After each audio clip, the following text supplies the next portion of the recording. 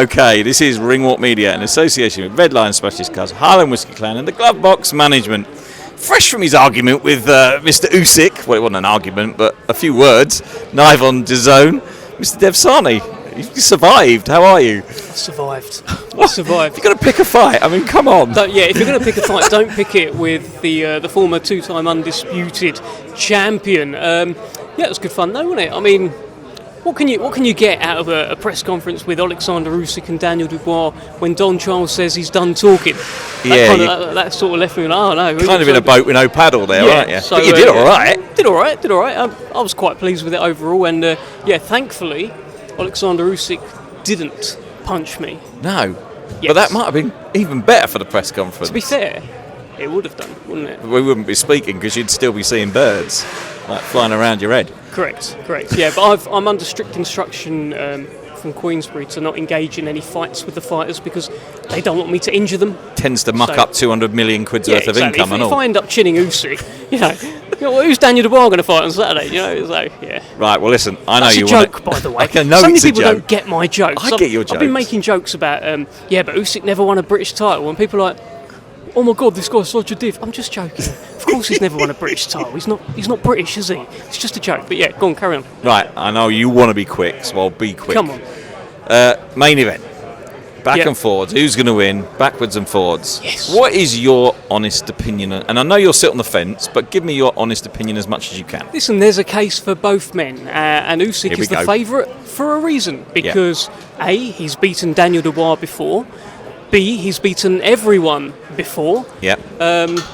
I'm not going to do a C. I'm not going to build him up too much because look, Daniel Dubois, resurgent, and younger, 11 years younger. A combination of Daniel Dubois' confidence, amnesia from the first fight because he's not being drawn on it. No. Plus the influence of the ever-present Father Time. Could all just gang up on Usyk and knock him out in front of 90,000 plus at Wembley Stadium. On the other hand, Usyk might just box his head off and might stop him. That's the thing. Usyk is a complete genius. This version of Daniel Dubois, different guy to 2 years ago. Very much so. He's basically, in his head, he doesn't remember the first fight. All he remembers is beating Miller, beating Hrgovic, and knocking out Anthony Joshua. In his head, he's basically 3-0 heading into this fight. Yep. In his head, he knocks everyone out. And he's just going to do the same again, in the same city, in the same venue, in the same ring that he did it last time. That wasn't bad fence it in, was it? It's all right. Let's see. I can't wait to find out. It's going to be such a good fight. I genuinely don't know what's going to happen. Yeah, you can build it up. You can talk about the different scenarios. I don't actually know what's going to happen. Usyk will stick it straight on Daniel Dubois. He always will stick it straight on him. But then Daniel Dubois, look at how he stuck it straight on AJ. First bell. So who's going to get the centre of the ring? It could be a fight.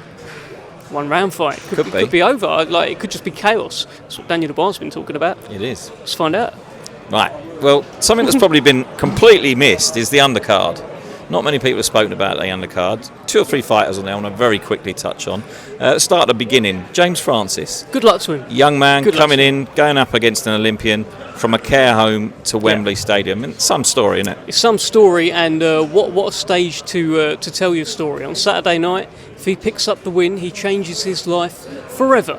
And he becomes a name that all fight fans become familiar with. And a great platform for him.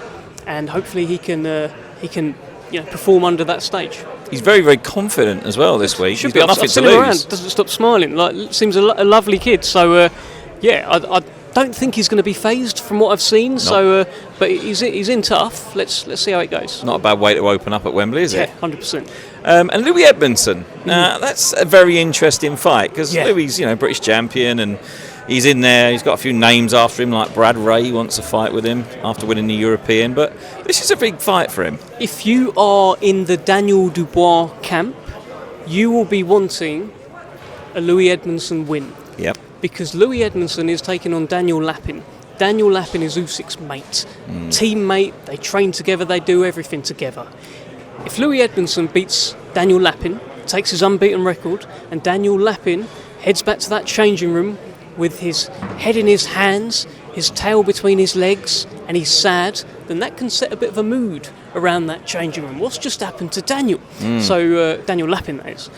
So yeah, if Louis Edmondson picks up the win, it helps Daniel. Obviously, it helps Louis Edmondson as well.